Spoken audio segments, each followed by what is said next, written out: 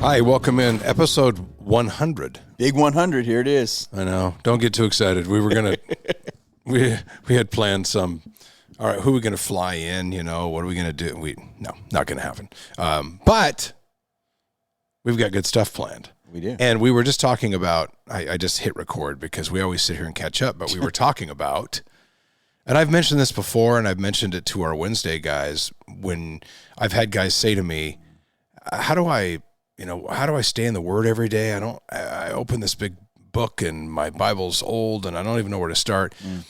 There's a lot of negativity out there about social media and everybody does these like, I think you guys you were talking about doing a social media fast. Yeah, that's coming up here starting in February. So while I like to hear that and I love the idea, and I know that it doesn't apply to, it means I waste a lot, like a lot of people, I waste a lot of time scrolling a lot of stupid stuff.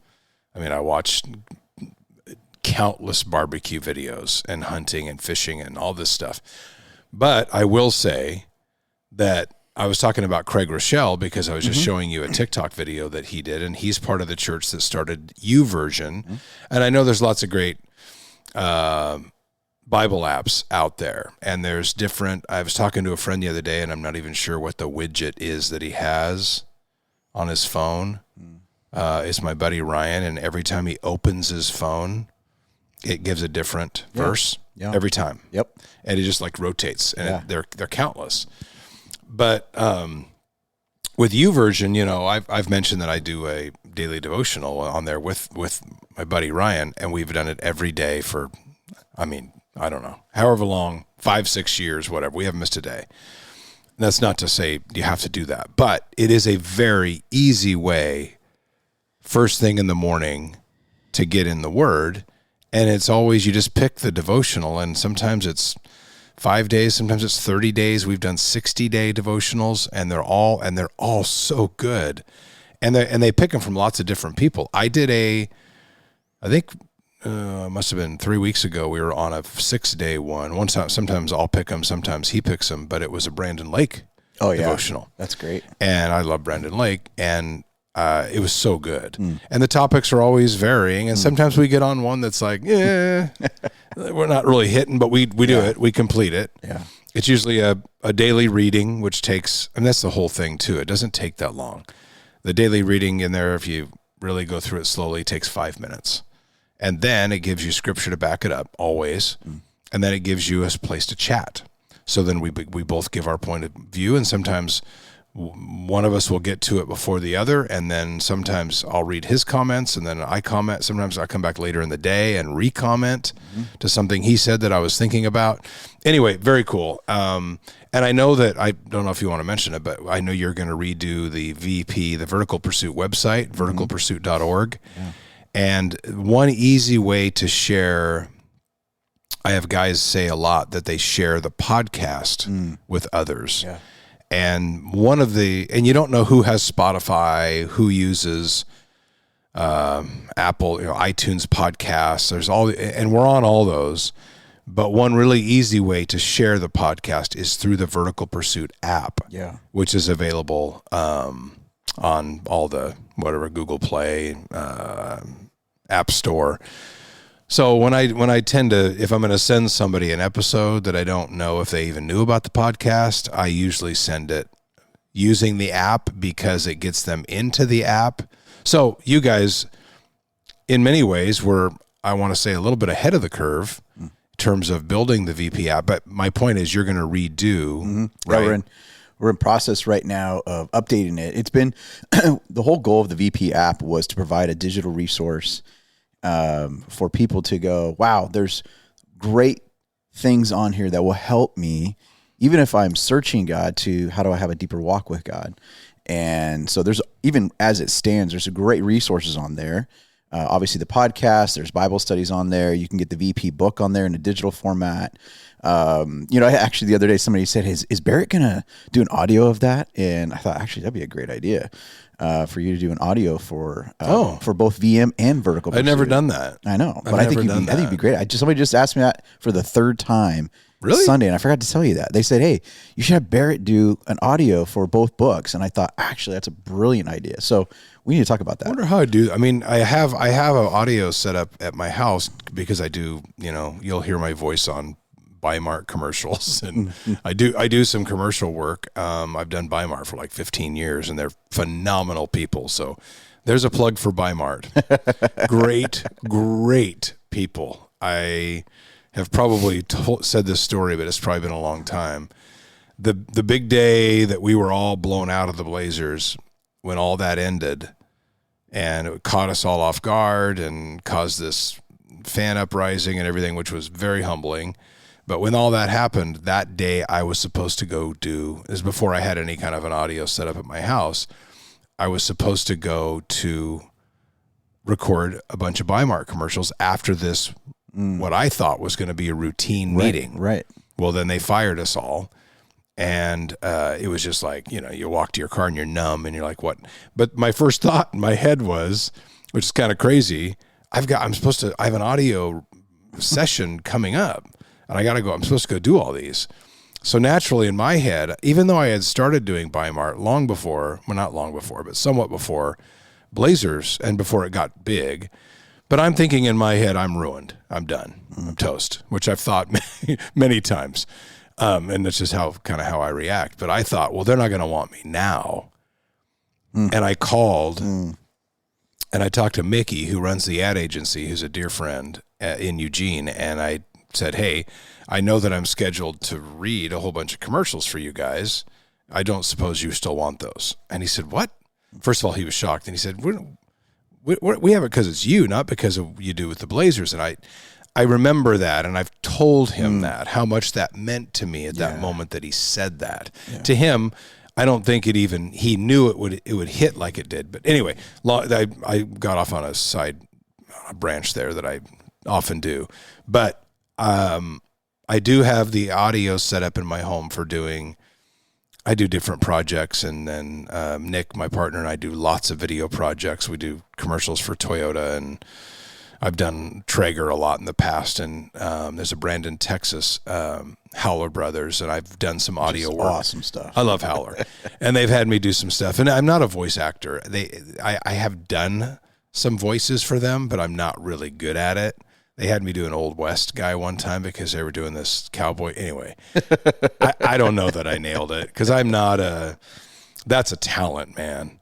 Voice actors, you talk about actors in Hollywood and whatnot. The people that are the voice actors who maybe you've never heard of, who can go into accents and then back out of them while they're reading a book. Oh, my goodness. That's crazy to me. That is crazy talent. But anyway, I'm not that, but I've done some general stuff. Morton Salt, for some reason, once a year, I do something for them. I've done some I did a college football award show, like The Voice inside the studio. Oh, no way. Yeah. The nominees are, and I did this whole thing, and it was just years ago. I don't even know how it landed in my lap, but it did. Somebody asked me, and so I ended up doing it. But I have thought about doing like books on tape sometime.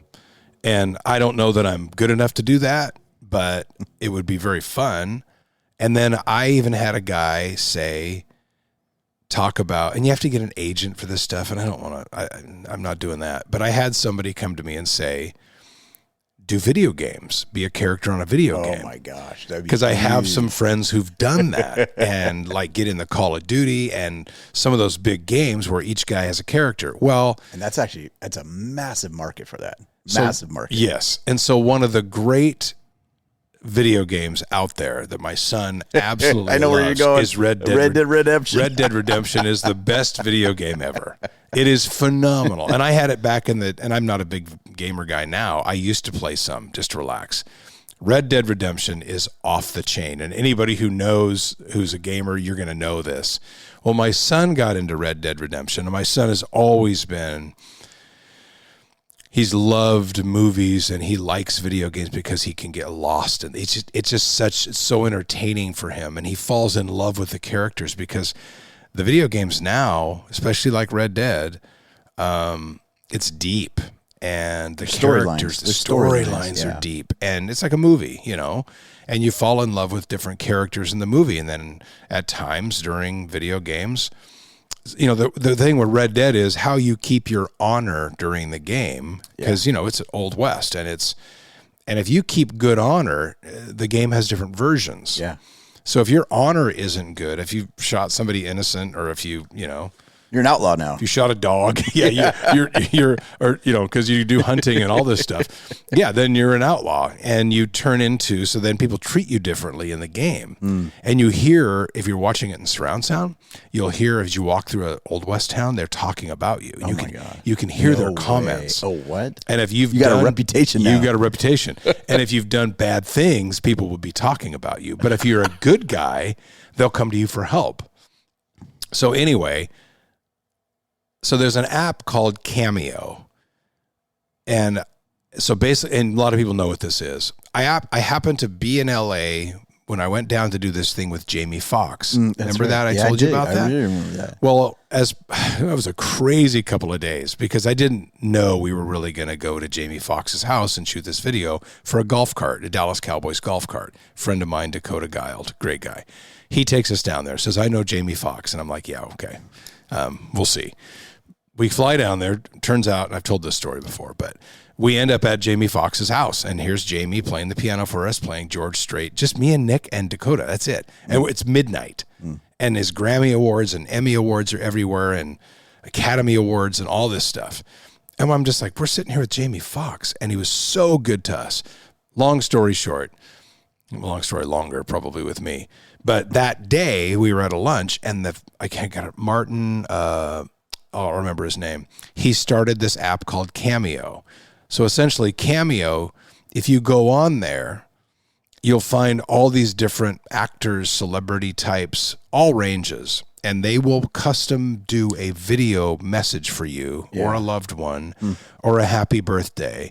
So you can go on there, and the cost, and believe it or not, I am on there because Martin had me while at lunch. He goes, are you on here? And I said, dude, I don't have a following like that anymore. I didn't, I was a small fish anyway. But so he had me go on there, and 4 or 5 times a month to this day, I've never even told you this, I will get a request. Yep. And and it's like, my price is like, and I feel bad even charging, it's like $60, but it goes to like Cameo. And then so I'll go on there and I'll do a message to somebody that says, hey, and somebody will send me it's a short description that says, hey, my mom or whatever was a huge Blazer fan back in the day, or you were part of my childhood growing up. Would you wish so-and-so happy birthday? And they give you a few details about the person. Then you do a custom video for them. That's cool. That's actually really cool. And I've gotten to where I'm doing them. The reason why I'm doing them longer now, and I don't have that many, it doesn't happen that often, not for me. Others, you got to book them way out. Well, they have these video game voices on there. Yeah, that's right. So for my son, there's a guy in Red Dead Redemption named Charles. Yep. Charles is everybody's favorite. He's this deep guy, kind of a Native American, but Charles is a really good guy. So I get on there, and I sent Charles, the guy who plays Charles, and I'm sorry, I'm blanking on his real name. And I told him about my son, and then he found me on there, and he goes, "What? You're on here?" And so we had this discussion. He goes, "Why aren't you doing video game stuff?" And I'm like, "Well, I would, I guess." And I never, the conversation never went beyond that. But he did. My gosh, he asked all these questions about my son, and so for Christmas last year, one of his presents was, because he was knee deep into Red Dead, I turned on the TV and did a screen share, and I played Charles's message to Jack. Wow. And he went deep. Jack, he's sitting by a fire. He did the whole thing. Wow. He's by a fire. He lives like in Atlanta, and he's stoking this fire while he's telling this story about Jack and what's coming for his future. Wow. And he's doing it it wasn't really a voice, but you could hear Charles's voice. He does tons of voices. He's done Marvel stuff. He's done. So anyway, I would love to do voice. That the video game world sounds cool, but again, I'm not a character actor voice wise, but it would be very, very fun. And the Cameo thing is, And I'll put a plug in for Martin because he's a great guy. Cameo is a worldwide app, and it's got big time actors on there. So somebody did, what's the guy's name who plays Shooter McGavin on on Happy Gilmore? Yeah. So a friend of mine, JD, they had a birthday and they did a Shooter McGavin video for their buddy. And they're not that expensive. They're, for somebody like that level, it's probably $100. Right. But they'll do a good 5-minute video and you give details about the person's life. So he's like, hey, my boy is down at Oregon State and I remember, and he'll make this whole thing. And so there's people like that. There's just obscure actors, but then there's some big time people who do cameos. Anyway, that would be cool. Sorry, got off on a wild. No way. This is how we roll. This is how we roll. That was like a bonus feature for our 100th episode. I think you should do it. I think, hey, if you're listening and you see Barrett, come up to him and say, you got to do it. We're going to keep him on do a video game. What character? If you could do any character. I don't know, man. The Old West Red Dead game, man, after seeing that, then you get into like Grand Theft Auto. I know. I was just going to say. And that's so crude. And the language is so foul. And, and there's strip clubs. And, my son's old enough to do what he wants now. But I just told him, I said, steer clear of that one. Yeah. Red Dead is pure. And there is a bad word now and then. But for the most part, I know everybody has kids who are playing video games. The thing about Red Dead educated my son because part of the game is hunting, part of the game is survival, and part of the game is where you go out and you literally are picking. You got to make money, and so you can go out and pick different herbs and things to sell. So that's one. He's learned all of this stuff. It sounds silly, I know. But I say to my wife, because she's always like, man, he's been on that video game for a while. And he doesn't live with us now, so it's not, he's 21 or almost 21.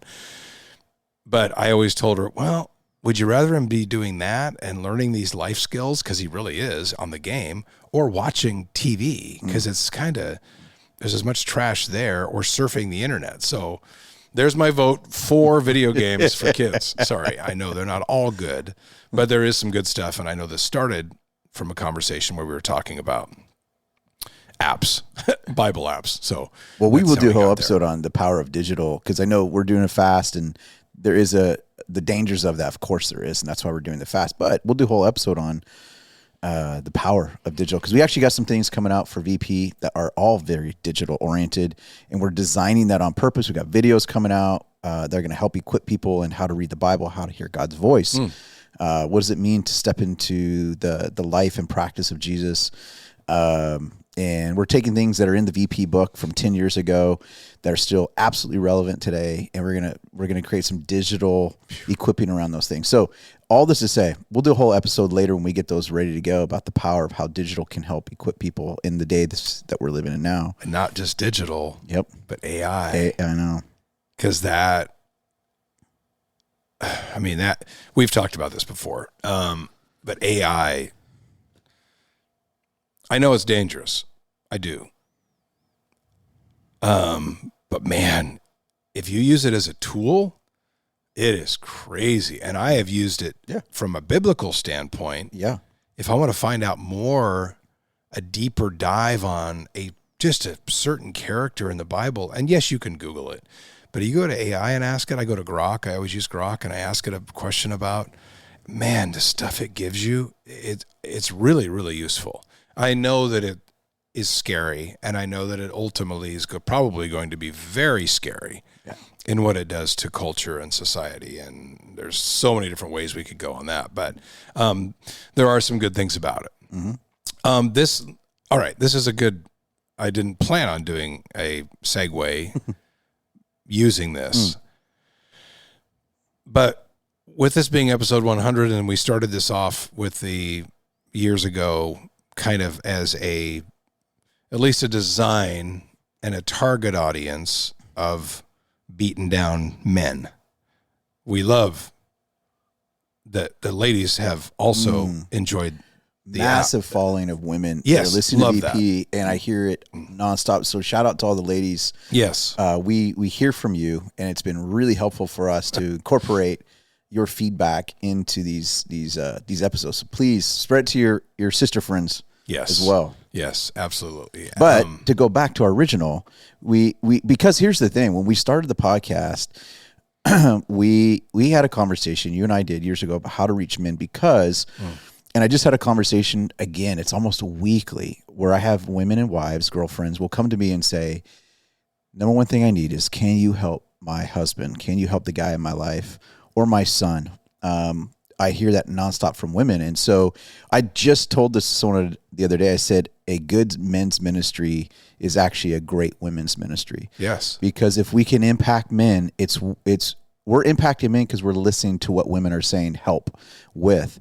So we started this off going, let's focus on guys who need that and are beaten down, demonized in culture. But here we are, 100 episodes in, and we're going to kind of circle back to a topic that is going to benefit both men and women. But it's a topic that I've had a lot of guys ask me about. Mm-hmm. And you too, I think actually even recently, but hitting on marriage, intimacy, and specifically sex. Yeah. Well, and that my segue was going to be a question I was asked recently by someone, and he was telling me that, this is because, again, we talk about social media, we talk about the apps and how probably one of the most damaging aspects of it, and there are a lot, but one of the most damaging aspects of it is the availability of porn. Oh, yeah. Okay? And we've mentioned this before, and I think we even did a whole podcast on porn. The addiction, what the control it gets over men in particular, but you've also threw out some stats about women, which I didn't really know. But so that, yes, damaging and at your fingertips, where we have joked around before. And I was at a dinner the other night, and we were joking about how when we were kids, when I was young, it was. Somebody got a rogue Playboy magazine out of the dad's drawer, and it ended up at somebody's fort in the woods, and a torn page, torn, page 32. And, it's just not like that anymore. No. And the temptation for what is a primal instinct for especially young men, and then the damage that can do when it becomes an addiction in men, that comes up when we've got our group, and I've got other guys, even we've done our breakfast with high school boys, and it comes up all the time. Yeah. And our friend Jim is dead focused on this because he talks about it. He talks about his own struggles with it at times, in the past. And I have had lots of guys, and it's a hard thing for a guy to admit, very hard thing for a guy to admit, not only to his friends, try admitting that to your wife or to your significant other. Mm-hmm. And I had a friend come up and say, it was kind of a funny conversation, but he was talking about health issue that his wife is having, and was explaining to me how much that has become crippling to their sex life and absolutely. To their intimacy. Yes. And then he said, and I could see where the conversation was kind of going, and he wasn't asking, he was more just talking, but it got around to, I could sense, even though it wasn't in so many words, am I justified in using that as a release for me because that is an area that is extremely unfulfilled at home, and I'm like, I didn't know what to say. I mean, it wasn't a conversation that had a conclusion, but I could see where his mind was at, and then I went, wow, of course I didn't know how to advise that. I didn't advise. I know, not that he was asking for advice. He was just more telling me. But I could see where it was going, and I went, wow, that's... And then you can see how a problem like that, and if you're, if you are somebody, and I think probably most everybody has had some brush with porn or online, or it's late at night and you're wandering around and you're on your device, the house is quiet, and, one thing leads to another, and you wade into something that you shouldn't. And I don't think there's any shame in that. I think that we need to address things like this, especially with men right now, since it does come up so much with the different guys that we meet with and talk to. The addiction to porn that we talked about as being kind of a dopamine hit, it's a... Is it a means to an end? I guess, but it turns into be a crutch for people. And so the question that we can talk about, and this is not really meant to be the topic, was the porn angle, but we wanted to more talk about the role of intimacy and sex in a marriage and how it is talked about biblically. And I know you've done a lot of premarital work, and I'm sure the questions come up about this. And what role does this play in our lives? How do we keep it pure? How do we honor it from a biblical standpoint? And how do we avoid the traps and pitfalls that things, especially like social media, give us today, give us access to today that we didn't have, I didn't have, when I was a younger man growing up? And how difficult, and how do we equip people to have their armor up for this stuff? And then to be able to fight the guilt and shame that goes with maybe a stumble, which is what I hear a lot of, especially from the guys that I have been talking to. And they're very, very honest about it. I stumbled this week. I was feeling crappy and I needed an out. And yep, I stumbled back into the porn thing. And I've even had, again, some of the guys I've talked to have been young. Some aren't. Some are happily married men. I don't think there is a category for people to get into this and really struggle with it. So what do you hear? Are you hearing it as a topic and a need for discussion and the shame and guilt that goes with it, as I am? Yeah, that's why it was such a fun thought to go, well, let's talk about probably one of the biggest, most pressing issues, but not talked about, So let's talk about the thing that's not talked about. And yet everybody's going, please talk about it, because this is the thing that we're wrestling with. I hear nonstop as a pastor, whether it's premarital or just marriages that have been for 1 year, 10 years, 30 years in, 40 years in, it all comes down to the question of broken intimacy. And I think everything, so porn is just a symptom of not just sin, it's a brokenness of what we long for. One of the things we talk about, and I'll unpack a couple of things, but one of the things we talk about when it comes to sin is that in our lives, the way God has created us, we are soul, spirit, body. And part of our makeup is that we have desires for things. And there are desires that God puts in us. He created us to have these desires, and he created us to be fulfilled in those desires. But every desire that God puts in us that is part of our DNA as the human race, the imago Dei, created in the image of God, we all have desires. But what happens is we can begin to make partnerships with our sin, our flesh, to pursue the fulfillment of what we would call good desires, but in sinful outlets, escapes, or fulfillment. So then those desires get distorted. We talk a lot about God desires versus distorted desires. And so the desire for intimacy is amazing. Desire for sex is great. But in the world we live in and the flesh inside of us, our brokenness, insecurities, and pain, those God desires become distorted desires. And so then we begin to fulfill them in unholy, sinful ways, which then perpetuates our inner problem, and it actually complicates it. And everybody knows that, specifically with porn, the illusion and the fantasy of it meets a need, not just about physicalness. It's not just about sex. It's about the desire to be seen, to be wanted, to be intimate with someone.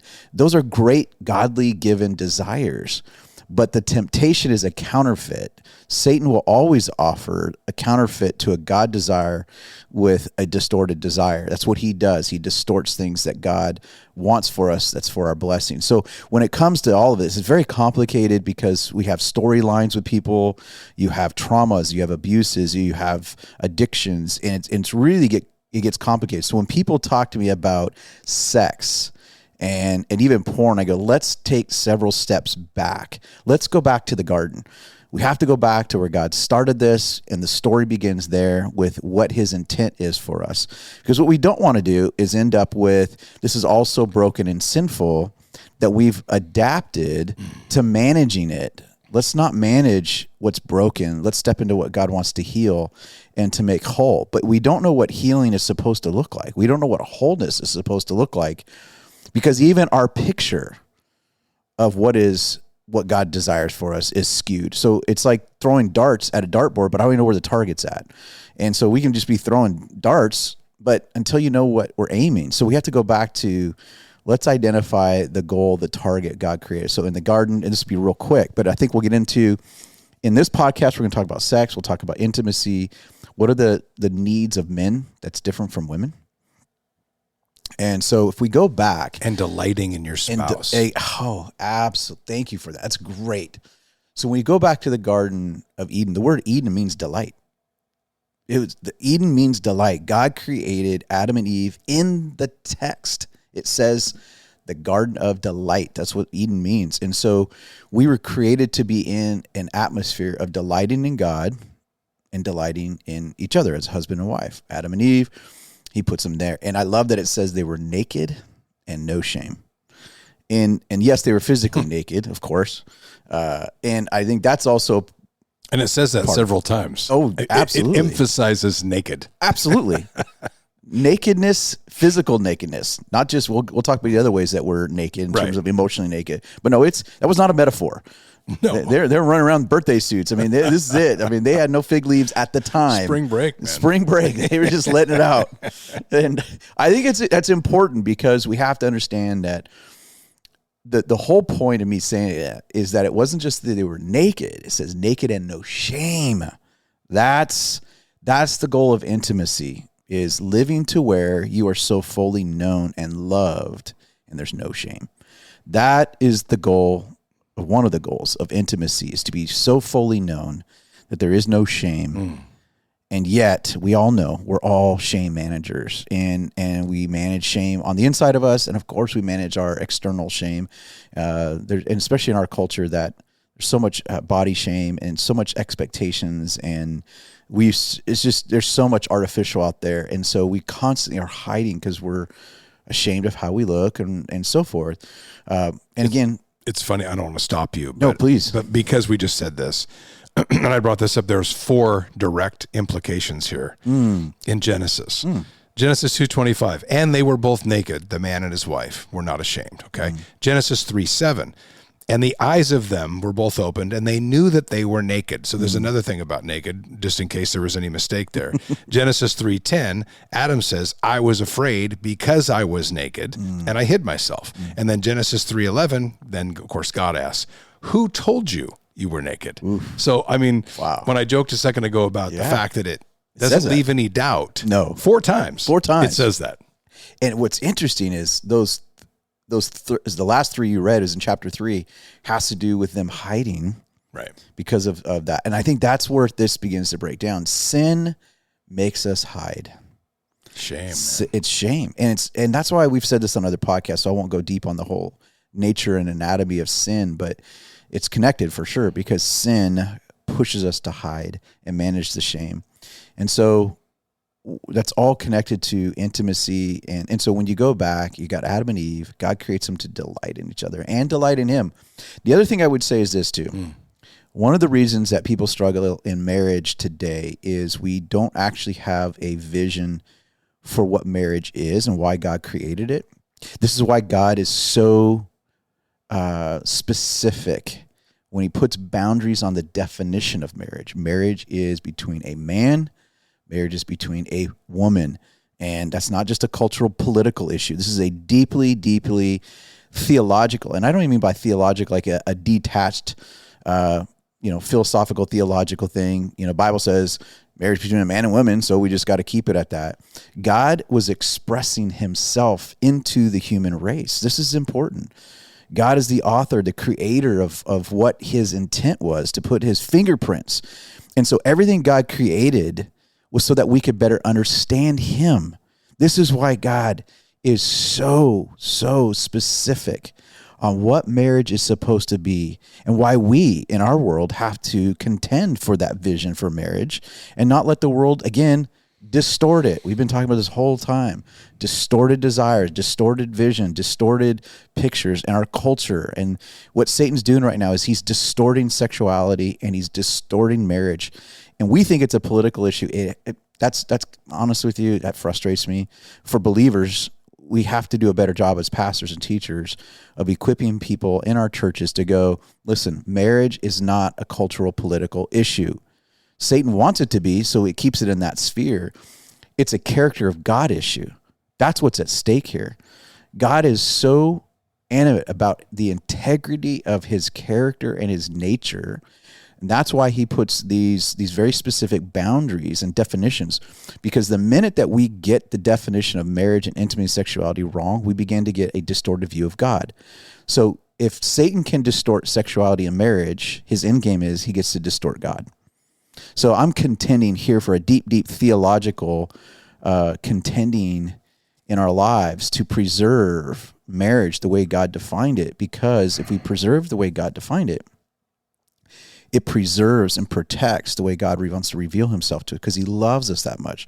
So marriage, again, even sex, the way God creates relationally and sexuality are all, yes, it's real. Yes, God created us to procreate. That's a reason for sex, of course. Be fruitful, multiply. God also created us to enjoy sex. Mm-hmm. The body is designed for pleasure with sex, 1,000,000%. In the same way, I would say God created us to enjoy food. Like the whole point of God said, delight in the way I've created you. Look, enjoy the bounties of the Garden of Eden. So enjoy this. I mean, think about this. God said, here, eat anything you want, enjoy it, delight in this creation, but just don't eat of this tree. In the same way, God says, hey, delight and enjoy sex, just not in this way. Right. So he created us physiologically. He created us with appetites and desires to be fulfilled, whether it's eating and sex. And so we have to understand that it's physical, it's for procreation, it's for pleasure. But more than that, sex was a mirror image of the interconnectedness of Father, Son, Holy Spirit, the intimacy, if you will say, the way that God created a man and a woman to become one flesh. That's the whole language in Genesis. The two shall become one flesh. Jesus refers to that later on. And so one flesh is two lives becoming one, because you see the anatomy of the Godhead, Father, Son, and Spirit, is that they're three persons, three distinct persons, one God. They become one. So when God created Adam and Eve, sex is a way of being united as one flesh. Yes, we have distinct personhoods. So again, this is just a real, I would say, elementary beginning level of understanding, oh, wait a minute, marriage goes way deeper than just two people who are compatible and want to start a family and hang out. Marriage is a direct reflection to the world. In many ways, I would say it's a form of the gospel as well too. I could get into that later, but the marriage is a deep metaphor for the reality of God's nature. So that's what's at stake, and that's what he created us for. And I sit here and I think about the differences, male and female, and in terms of teaching. Yeah. Okay, bringing kids up, and it's difficult. Mm-hmm. It's difficult to explain it. You want to imply, and I had a friend who was having difficulty. This is years ago, but he was very much having difficulty early in his marriage with intimacy, and I was kind of asking questions why, and he said he wasn't. He said because her mother, when she was little, in order to motivate her to not have premarital sex, really in the way she taught was that it was evil. Yep. And awful. And I know probably, and it was difficult. I know, and there's a lot of ladies out there, moms of daughters or dads of daughters. And how do you tell when you're bringing a child up and they're getting into those years where they're going to need to know this stuff, and even teen years, how do you sit and say, how do you explain to them how much the Bible speaks positively and openly about the beautiful joys of intimacy. Yeah. But at the same time, as a parent, you're wanting to, for lack of a better term, scare them into saying you don't want to do this and you don't want to be one of those people that ends up with multiple partners before sex or before marriage, or any partners before marriage, or with a surprise pregnancy, or all these things that we deal with in culture. Man, that's the struggle, the difficulties, and the differences that the way moms and dads probably have to teach this to sons and daughters. While you were talking, I was just kind of thinking back to the way that we try. I remember the talk I had with my son, and and the horrified look on his face when he found out the things I had done to his mother. You know what I mean? In a funny way. Like, what? You did what? Wait, that happens? And people use euphemisms and mommy and daddy were wrestling, or whatever people will say to try to make it an easier because it's uncomfortable. Yeah. And it shouldn't be, I know. But I think the reason why parents want to make it uncomfortable is because they want to motivate their kids not to do that when they're younger. Yeah. So where is that line at? Jeez. Where and I know I'm not asking you to answer that. No, we got to talk about that because. But you have to say, I think the way to teach that, and this is the way my wife has done this, and I heard her doing this many times with our daughter in a very positive way, is we're an affectionate couple and have always tried to be open with the kids, but always my wife has taught in the context of marriage. And I think that's the way, if there is a way to teach it, that would be the way. Ideally, at least in my mind, and what we've tried to do with our kids, and not that we've been perfect by any means, but hopefully, yeah, you know what I mean, when it comes to how they view it. Because I have so many cautionary tales around me from other guys I've talked to whose sons, and especially daughters, and probably mostly daughters or girlfriends then, if you're talking to a guy, or wife, was taught to fear it, and that it's this evil, oppressive act by only men, or worse yet, that you are not to enjoy it, but it is a duty of yours, and you are to, and so then I think girls can grow up with a very distorted view that's so separate from what the garden or the Lord planned on it to be. I don't know how you untangle that, and I know there's books on this and teachings and whatnot, but as we're talking about this, that's what I'm thinking about. But yeah, I mean, the reality is that there's always been, since the garden, there's always been abuses and perversions of sex. So we know that God created it for intimacy and pleasure between a husband and wife, for procreation, like all the reasons we just talked about. And then ever since then, sin, our own flesh, Satan, and the world, that's the three counterparts of spiritual warfare. So that's why I also say sex is a battleground, spiritual warfare. And marriages have got to realize there's going to be a spiritual warfare for your intimacy. If Satan can divide you, he can divide the home. This is why, again, there's grace for divorce. So this is not anybody that's listening. We do lots of ministries to help people recover from divorce because we realize how painful it is.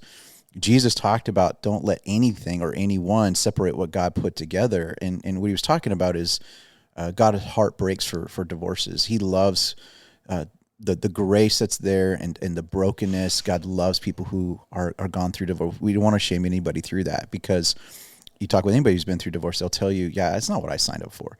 So we have to graciously walk with that, because there's so many hard things involved in our brokenness when it comes to intimacy, sex, marriage. And so the reason I say that is because Satan wants to tear apart our intimacy.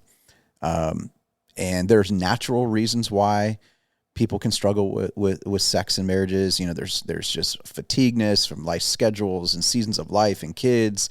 There could be trauma. There could be physical illnesses and chronic pains and chronic illnesses.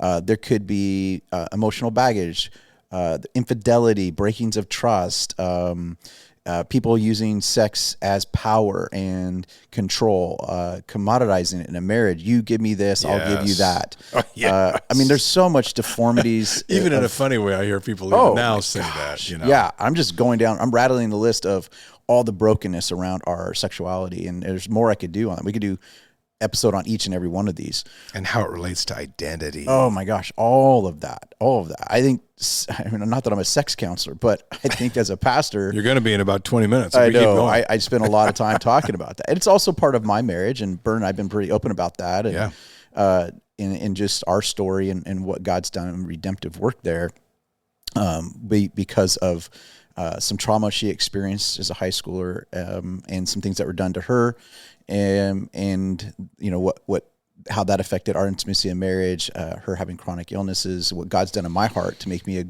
more loving, understanding, gracious man. I mean, my own brokenness, so we're all working through each other's brokenness, but God redeems those things, and He can bring beauty into that. And I love, like, our sex life is beautiful and it's special, but we've had to work through our own challenges. And I say that only as an encouragement. And I've worked with other couples, but I'm not a sex expert. I'm not trying to say that, but as a pastor, you got to cut to the chase. What is it that people are really wrestling with? But what's really the issue behind the issue? So it's not just sex is the issue. And so there's several reasons that you have to unpack and go, what are we really helping you through? But I just wanted to highlight the spiritual warfare that Satan will do everything he can to come between you and your intimacy. And not just sex. I'm talking about intimacy in marriage. And I'll define some things with intimacy in a second, because there's other forms of intimacy that's not just about sex. Sure. But to your point, one of the most dangerous, absolute dangerous things that has, and the church was a part of this, was something called purity culture. And it's what you just mentioned, where and fear should never be a way that we navigate raising kids around. We want to make sure we empower them to know what is God's best. Let's push towards what God's best, not just be afraid of what the enemy wants to counterfeit. If you only raise your kids out of fear, then they're going to run from something that God might want them to run towards in the way He created us to.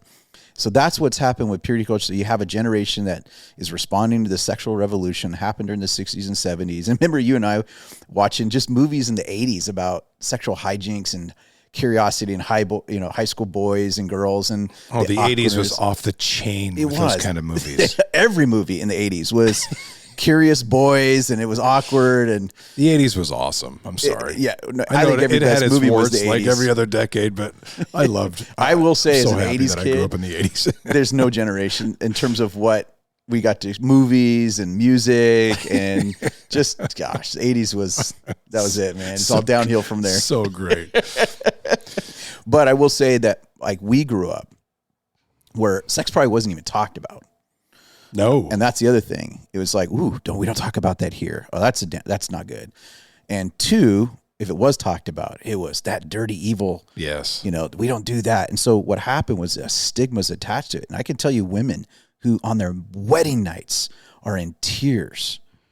And again, I'm not talking about trauma or shame or from past things that they brought into the marriage because of horrible things that happened to them unfairly and unjustly. That's not what I'm talking about. I'm talking about even two virgins coming together at a wedding night when they should be exploring and enjoying, but they were coached wrong. They were coached growing up that this is horrible sex. And I'm talking about in marriage, not just right. I'm talking about in marriage. They were never given a vision. They were never given not only a vision, and so they grew up going, oh my gosh, this is horrible. I'm dirty. It's like, oh my gosh, we have to unpack that now. The other thing I would say that was damaging in that culture was, one, we didn't talk about it. Two, if we did talk about it, it was bad. Three, it was not modeled. It was not modeled in a healthy way. The best thing we can do is model for our kids. I'm not, obviously not talking about bringing them into the bedroom. That's not what I'm saying. What I am saying is talk to your kids about sex. Show them that mom and dad can be affectionate. Mm-hmm. Of course, in the proper way. Everybody understands what I'm saying by that. But model them. Tell them, hey, mom and I, and not be weird about it and awkward about it. And of course, the right age is, and I get all that stuff. But the best gift you can give to your kids is when they see mom and dad had a healthy affection and love for each other, and they were not ashamed to say, yes, we are physical, and God created us that way, and it's beautiful. So I'm so fortunate. And I didn't have a ton of communication, especially my dad. I remember him coming to me way too late to explain this to me. And I'm like, yeah, I gotcha. Yeah. Thanks. Get kind of way ahead of you, Pops. But, as he was, I was way too old to have the discussion, but I could tell it was hard for him, and not a tremendous communicator. And he came to me and said, well, I assume, and I said, yeah, you can stop right there. Got it. Yeah. You know what I mean? And so I didn't overreact and go too early with my son, but I did want to get a little bit ahead of the curve. And I know that's probably a tough balance, and it's not comfortable. I get it. No, it's not. To talk to your kids about that. But, there is, so biblically speaking, you talked about the garden, and Hebrews 13:4 declares, let marriage, and now this is talking about it being honorable and pure. So let marriage be held in honor among all. Let the marriage bed be undefiled, for God will judge the sexually immoral and adulterous. Obviously, meaning the marriage bed between husband and wife is pure, no shame or impurity in it when kept exclusive to marriage. So God obviously designed it to be a beautiful and undefiled part of marriage. Now, Paul, if you get into Corinthians, and I know some of this stuff you always hear different readings at weddings and whatnot. So to sum it up, Paul emphasizes, and I can give you a couple things in Corinthians 7, but that sex is a mutual duty and a right in marriage, okay? Spouses belong to each other. That's right. Sexually. Yep. Regular intimacy, and this is a weird one, protects against temptation. I hate that as a motivator. It acts true, though. It is true. Can't deny it. It's biblical. And then another thing he kind of talks about in here, to sum it up, and just kind of paraphrase, abstinence should only be temporary for prayer and by mutual agreement, and not like withholding. Yes. Yeah. You talked about transactional withholding. So in Corinthians 7:3-5, it says the husband should give to his wife her conjugal rights, and likewise the wife to her husband. And this is where it gets a little dicey, but stay with me.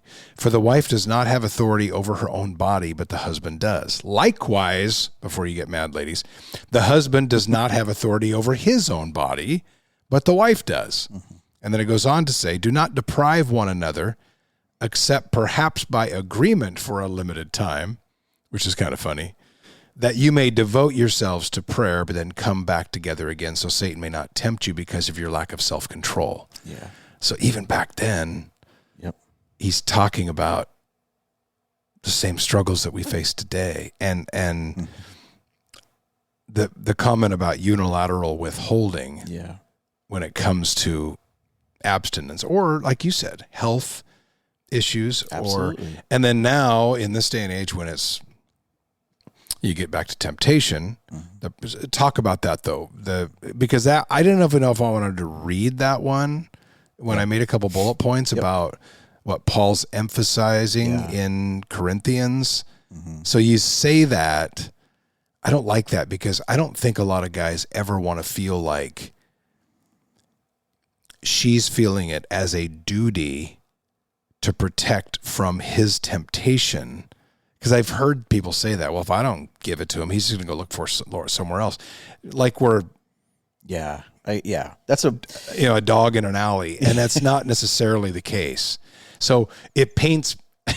I understand it. Sorry, I understand it. Laughing. I love his metaphors. I don't know why. I understand what that's we're saying. in heat right now. Right. We're not beastly. We're just going to go look for, and if our beloved wife of 30 years is not putting out, we're going to go run and look for it. So I don't like that, but I understand why he says that it protects against temptation. Again, that's why I come back to spiritual warfare. Spiritual warfare involves three things. It involves our flesh, involves Satan, and the world we're in. Those three things are the three, call them the axis, the unholy trinity of temptation warfare.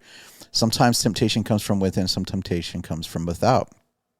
And Satan is brokering the deals all the time in our mind, heart. And I think it would be really good I'll answer that question, and then I'm going to talk about what are the core needs that men have and core needs that women have. Yeah.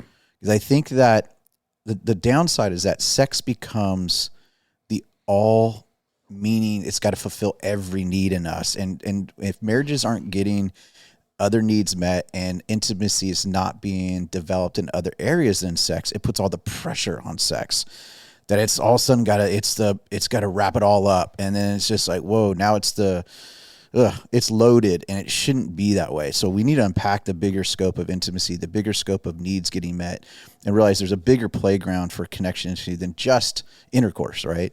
But it's important. It has to happen. It's a huge part of the love and respect thing. It is. But I do think that you just read off Corinth, Paul's writing to the Corinthian church, it's like Vegas. I mean, Vegas on steroids, actually. I mean, the lawlessness, the sexuality, the pagan culture it was in. Oh my gosh! So they're hearing this, going, "What?" Yeah, I mean, you think our world is sexual? Their world was far more temple prostitution. You had bestiality. You had, sex with it was just horrible. It was just wretched. It was all justified. So you have to understand, like Paul was writing to a very, very broken sexual culture at the time, far worse than I would say even for us. And the pedophilia, all that, it was absolutely horrible. Wow. Detestable stuff, but it was in the church because that's where they were getting saved. It's what they knew. It's the culture they knew. So consider that whenever studying passages of scripture's cultural context. Yes. But also, Paul is saying some pretty important things. The two shall become one flesh.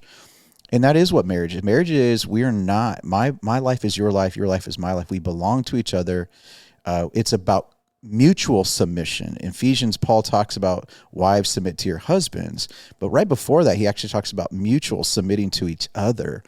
And then he also talks about husbands, love your wives the way Christ loved the church and laid his life down for it. So there's actually a higher degree, I would say, of surrender and sacrifice on the man's part than on the woman's part. But there should be mutual submission.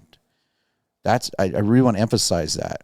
Mutual submission in that same chapter. So I am here to help fulfill as a husband and serve my wife. How can I be a faithful, loving servant and sacrifice so that those needs that God put in her could be met, and vice versa? Now, again, I say that because there's complexities. Like I said, you've got 1,000 different things that makes intimacy complex and broken. But we should also talk about that is the goal, though. That is the goal. The goal is to move to a place when I can serve my wife and have her needs met, and she can serve me, have my needs met, and her body does in terms of ownership. When you get married, you are surrendering ownership to God first and then to each other. So I'm giving her. That's what love, when someone says, I love you, it's not a sentiment of emotion. Actually, the word love, the truest definition of the word love is, I fully give myself to you. When someone says, I love you, that's their way of saying, I fully give myself to you. That's what the definition of love is. So when that plays out, yes, my wife's body belongs to me, not as I'm a master owning her for my own gratification and abusing that. Of course, Jesus talked about leadership and servanthood, putting others first. So in marriage, needs are meant to get met. Yes, they are, and fulfilled in each other the way God defined them. Now, I'll add one more caveat. Pornography has totally corrupted this. So men are asking for fulfillment of requests that are outside. I'm talking about in marriage, asking wives to do things. It's not part of God's design for sexuality. Now, I will say this, there's a big playground. And I think some couples have too much restriction. I'll just say it. Some couples are like, well, we shouldn't have oral sex. Yes, you should. That is well within the boundaries of, now again, I have to have a million caveats with all of this. Consider each other's story. Consider like what the person's comfortable with. Again, it comes back to biblical consent. Consenting has to be part of sexuality. We know that. Even non-Christians would say that. But it's consenting to what God would say is allowable. And I would say God says, yes, if it's comfortable for both of them, yes, then absolutely. Oral sex is permitted in the bed. There are things that people want consent on that I would say, even if consent is there, it's still not biblical. That's what pornography's done. It has perverted the imagination of sexuality. So again, there's so many layers to this, and I'm trying to hit all the caveats of this. because I have couples, they'll ask me, what's allowed in bedroom? I'm like, okay, well, let's start talking first with what God would say is allowed. Now you have to talk about what they are comfortable with being allowed. And again, not pressuring, but we talked about lust one time too. Yeah. And I made the comment, I think we were talking, it was just a couple of guys, and I even said, it's okay because we were talking about the sin of lust, and we always hear lust talked about as sin. Right.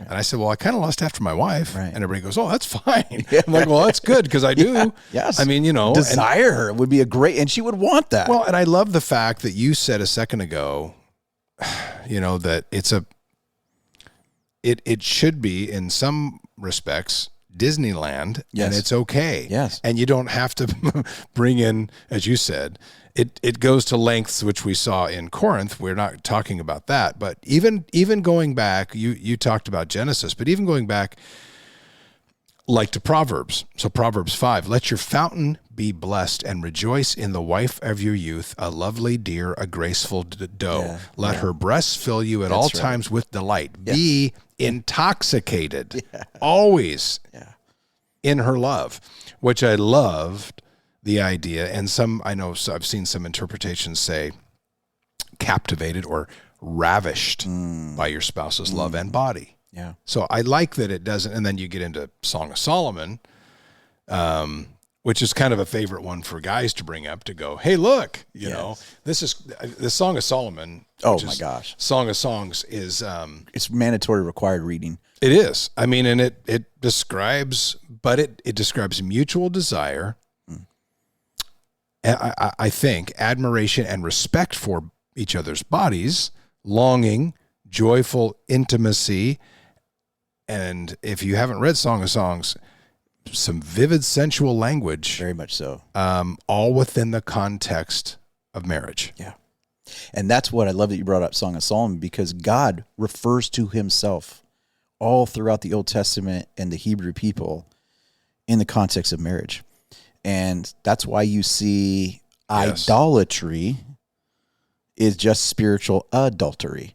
And they are hand in hand. And that's why you see God using metaphors. And Hosea and Gomer, which is an Old Testament story. And a man that God says, marry a prostitute, and she's going to betray. God used all of that as a real story, but metaphor of him and his marriage covenant with his people. And so Song of Solomon, all these deep layers that sex, marriage are deeply connected to God's relationship with us, how he reveals himself to us. And so that's just a kind of a theological framework for marriage. The other thing, I really want to do this because this I think would be really good. I'm going to just kind of list off what are typical needs that men and women have. And let me explain something. This is going to be real important. Everybody talks about the 5 love languages. If you don't know what the 5 love languages are, it's the ways that there's been books on it. And it's really helpful. I recommend it to couples. I love it and I hate it. Here's why. I don't think there's just 5 love languages. I think there's actually more. And I think you need to get to know your spouse to understand there might be more. But the 5 love languages are words of affirmation, quality time, physical touch, acts of service, and gifts. That's just kind of the summary of that. But here's my, and I'm all for it. We all receive and love in different ways and hitting the benchmarks and bullseyes. I get all that kind of stuff. Here's why I hate it. Think about this. Of the 5 love languages, physical touch, meaning specifically, it's not just sex, but that's what a big part of it is. I'll sit down with couples where one, and it's not just the guy, there's a lot of women who are physical touch. So one of them will say, I'm physical touch, and they, the other one, husband or wife, are say acts of service. Great. And they, how do we serve each other? We might be in different, that's okay. Great marriages doesn't mean you have to have the same love language. Here's my issue with it. All but physical touch, the other 4 love languages, can be fulfilled in relationships that are healthy, whole, and deeply, deeply spiritual by other people. Words of affirmation, you can have a community group, small group, friends, family that can fill that need of words of affirmation. Acts of service, you can have all kinds of friends that come and help with things, and people that serve you and help out, and community and meet each other's needs. You can totally have that. You think of quality time, you can get that met with friends. You think of gifts that people can give you. The only one of those 5 that can actually be met by the only other person on the planet is physical touch sexually with your spouse.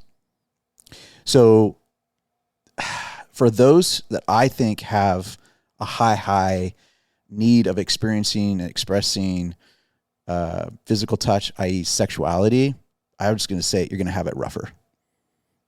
It just is what it is, because you can get some other needs met in pure ways from outside the marriage, but that's the only of all the love languages that can only be met by that person on the planet. So I think we have to understand they're not all equal is what I'm trying to say. So when we get to the needs of men and women, I'm just going to rattle. We could do these. Yeah, go. But I think it's important. Here's some of the core needs of women. Number one, more than anything, women need to feel emotional, physical, and spiritual safety. So I'll just say safety. Women need safety. And why are these important is because these all factor into intimacy and sexuality. So if a woman is not feeling safe, she's not going to give herself away. She's not going to want to be naked. And I'm not just talking about physically, I'm talking emotionally naked, vulnerable. She's not going to want to if she doesn't feel safe. So men need to know, how do they create the safest place for their spouse? Being truly heard and understood. Women want to be heard and understood. They want consistency in the relationship and dependable love. They want oftentimes affection without agenda. For sure. They want honor and respect as well, not just men. They want partnership, not just parenting. So she doesn't just want to be your mom. She doesn't want to parent you, husband. Now, it doesn't mean she can't help and do all this. She's a nurturer, so she's going to want to do that thing. I get that. But I know oftentimes marriages evolve or devolve into, gosh, the wife is basically more the mom in the relationship. Oh, yeah. And so she doesn't want that. She wants partnership. She wants shared responsibilities. She wants emotional and spiritual leadership. She wants ongoing pursuit. She wants trustworthiness and faithfulness, which I would tell you, you cannot have intimacy with a breach of trust.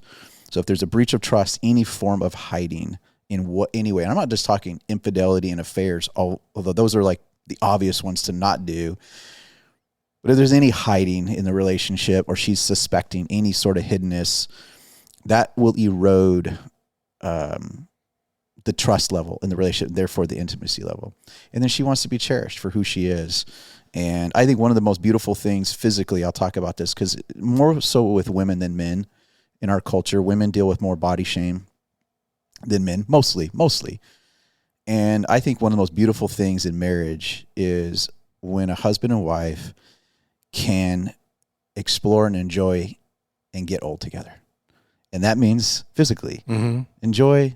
Hey, so I got a few more sags and wrinkles, or a lot more sags, whatever it is. Or sometimes you get older and you're older and sex is a little bit more uncomfortable. And just in terms of like, man, my joints aren't the way they used to be. I got to limber up before, and I got to do some Pilates before or something like that. It's like, hey, get creative with that. And I've had friends say, I got to pop the blue pill now and then. Absolutely. 100%. But see, I think if that can be done in a marriage where it's not shameful, this is just us growing old together. Figure out what the sexuality is like as you grow old together. It's going to look a little different. But I think those things. Let me give you the guys ones real quick. Sure. Number one, men do want to be respected. And I think men want to be seen with esteem. Now, men, we have to earn that. I understand that. But men we don't want to be talked down to. We want to be respected. We do want to be affirmed. And I would say this too, we do crave sexual intimacy, but not always the way women think. We're not just there to rub one out. We're not just there to have a quick, climax and, man, I just need to let out some stress. I mean, yes, that can happen. Men want to be desired more than women think we do. Oh, absolutely. And this is the illusion. I keep saying this. The illusion of porn is not just a naked woman. And it's a fantasy, and this is why it's such a horrible stronghold for men. The fantasy of porn is not just, it's a naked lady. It's the illusion that she's into him and desires him. That is more pornographic. And why do I say it? It's because women, when you watch Hallmark movies, you want the same thing. Exactly right. You watch a romance movie, and there's something inside you that's going, I want to be desired and pursued like him. And that's just another form of, I would say, but that's not taboo. No. So it's the thing inside where it's like you're watching just romantic porn. And I'm not saying you shouldn't watch Hallmark movies or romance. It's not what I'm saying. What I'm saying though is there is a desire that's getting fulfilled in a fantasy, and so porn is not just dirty sex. It's also a relational fantasy. Yeah. I'm being desired. She's into me. She wants me. I know a lot of times, and I'll just say this too, a lot of men just feel like a wife is just doing this as out of duty.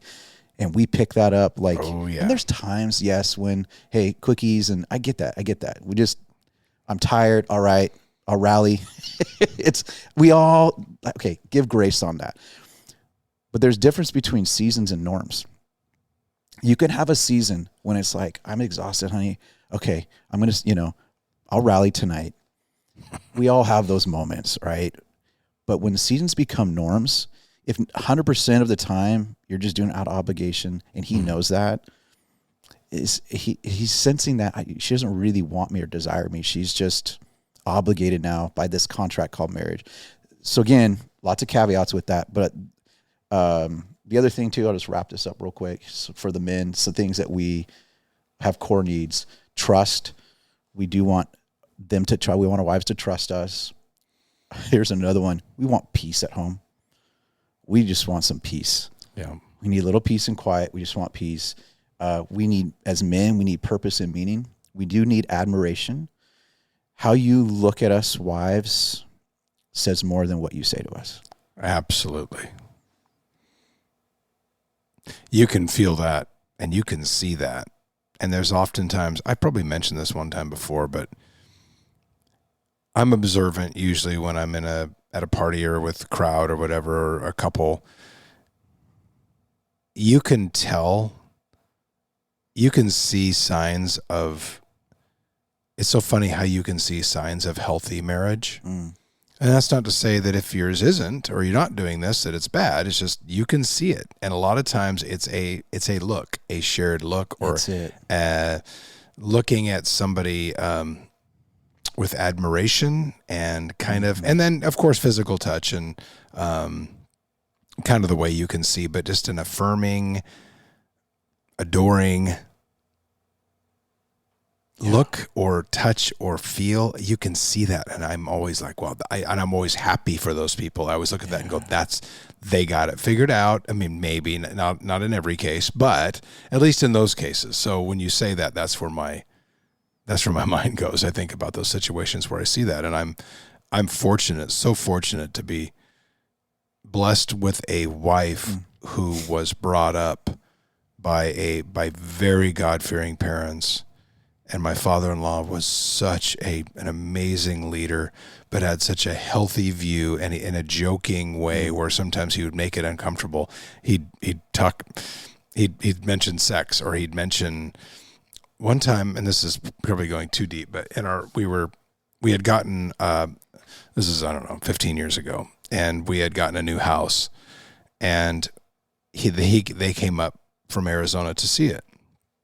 And you knew Shelly's dad, Denny, and he was going room to room praying over every room, which is and I didn't have that growing up, but so it was new to me. And so I was going, wow, this is cool. But every room he'd go and stop in and pray over this room and go to the next room. And of course the kids' room, they were little then. It was really easy to do those.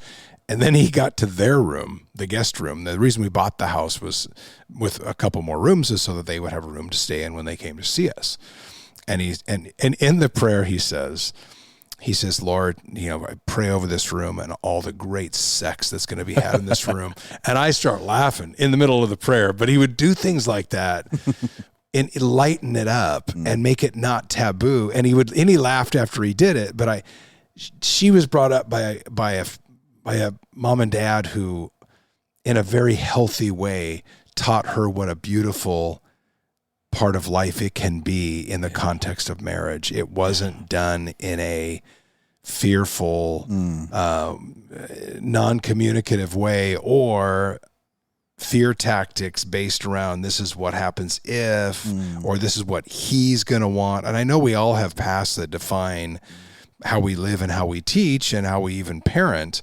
But my gosh, I'm so fortunate. Thank the Lord that I had, not only my wife that I have, who is the absolute best, but her parents, the way they taught these kinds of things, and especially this issue we're talking about in sex and intimacy, was done in such a healthy way where we'd never have had any issue with this topic. And so that was a beautiful cycle where others are stuck in a negative cycle. Yes, of course. But you have that, and the hope is that it continues on for generation to generation to generation. And we have been very intentional, hopefully, in how we have taught that to our children. And I'll say something.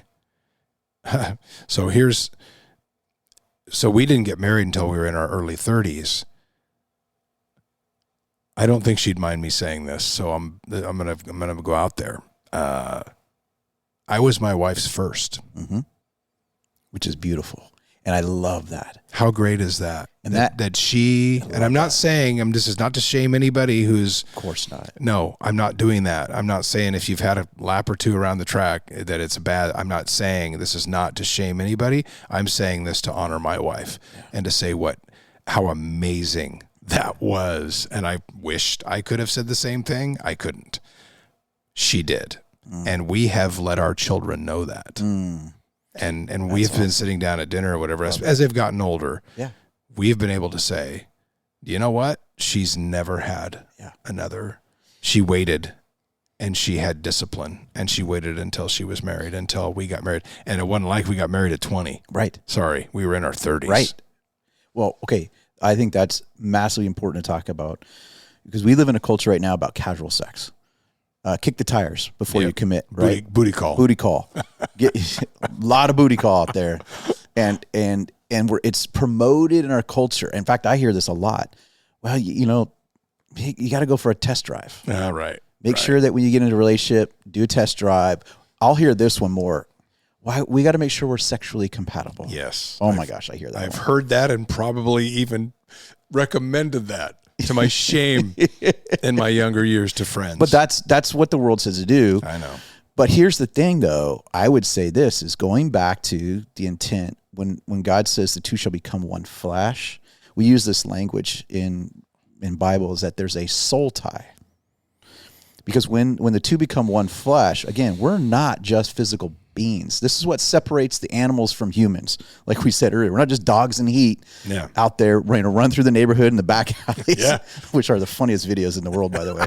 But just dogs it's just the animal kingdom is meant to be not us, okay?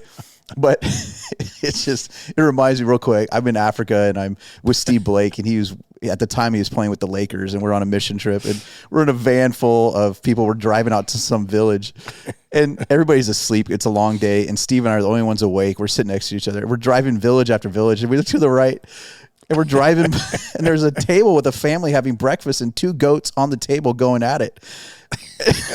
The family's just eating breakfast. I'm like, it's just the way of life, and I look and everybody, I'm like, is anybody else in the van? Is anybody else seeing this? Am I really watching two goats? It's like the family breakfast table. And I'm like, and they're just not fazed by it. And I'm looking in the van, and the only person I have eye contact with, Steve, and he looks at me. We just start busting up. I'm like, but here's the funny thing. I don't remember, speaking of that kind of thing, I don't know if you remember this years ago, not that we have to get off on this topic, but we were elk hunting. And we're spotting from the top of this hill of this herd of elk going up this hill. And it's during the rut, by the way. But they're going up this trail. And if you've ever been around and elk herds, there's a bull and there's a bunch of cows. And they're all walking ladies' night. They're walking single file up this hill. And on the radio I'm hearing, we're talking, don't take your eye off the herd because we got to see where they go so we can go track them down. And I'm like, I don't want to watch this. I'm looking through the spotting scope as this bull is on about his 9th cow in 2 minutes. And I'm like, number one, it's highly impressive. And I'm like, I don't want to watch this anymore. But it was, speaking of Animal Kingdom, that was very funny. Animal Kingdom, man, right? That's Animal Planet. But I think what's so funny that's It is funny Sorry. to laugh at it. It was funny. Because it becomes such a contrast. And the Bible even says that we are not animals running on instincts.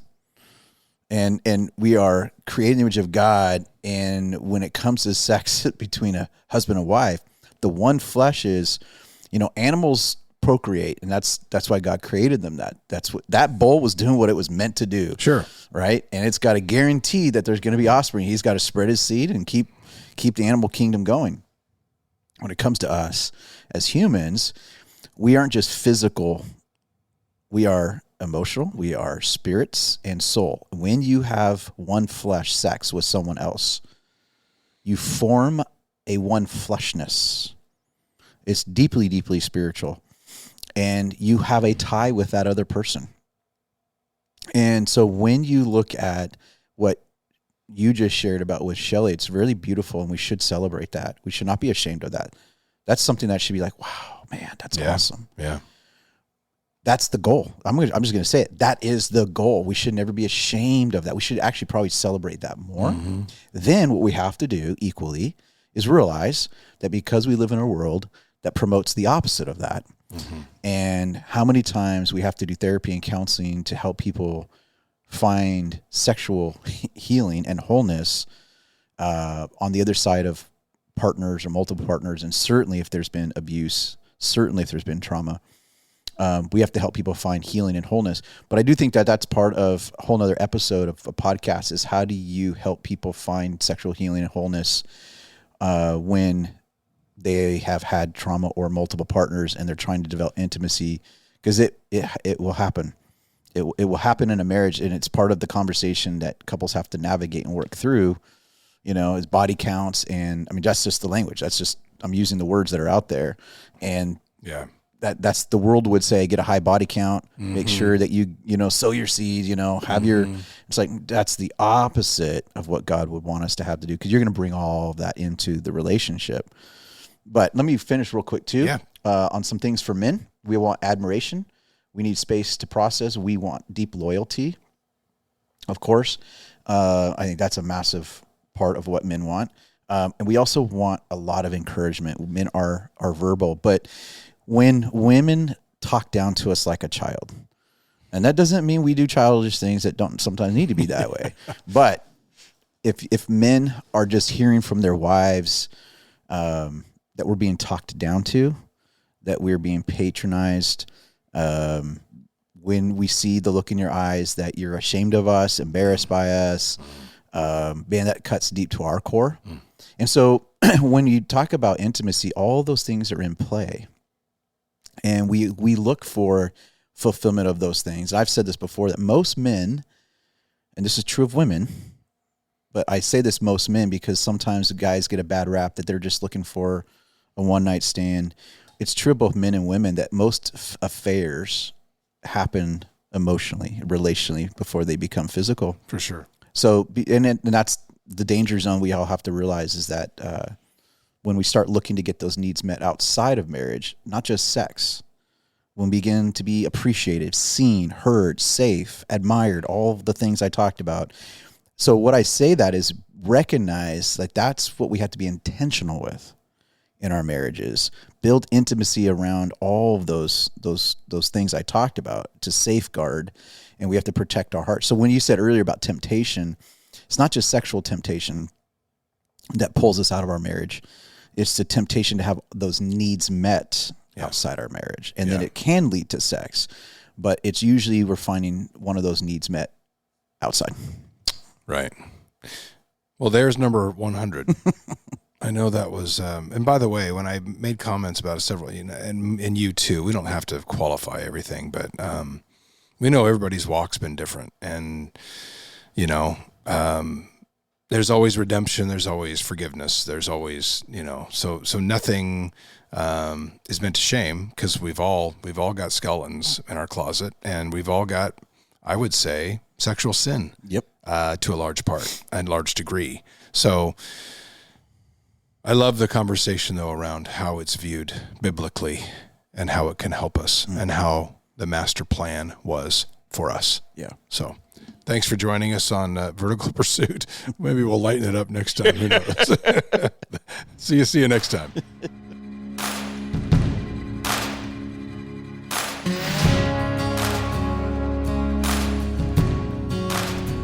We invite you to subscribe to our podcast, comment, or message us, and check out our website at verticalpursuit.org. Download the VP app and check us out on Instagram, Twitter, and Facebook.